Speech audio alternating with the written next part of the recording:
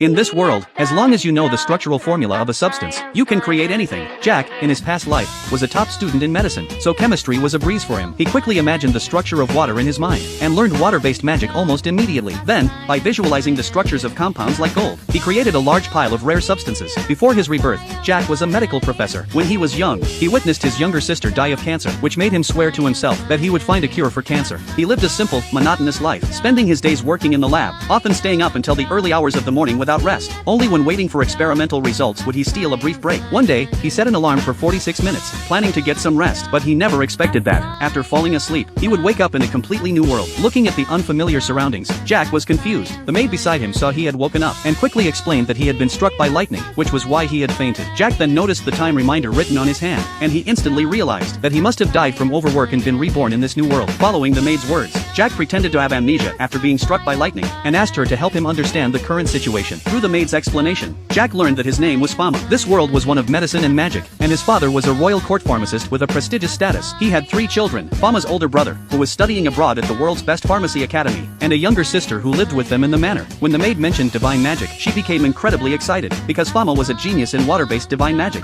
そんなのあるのっていうか俺使えるのも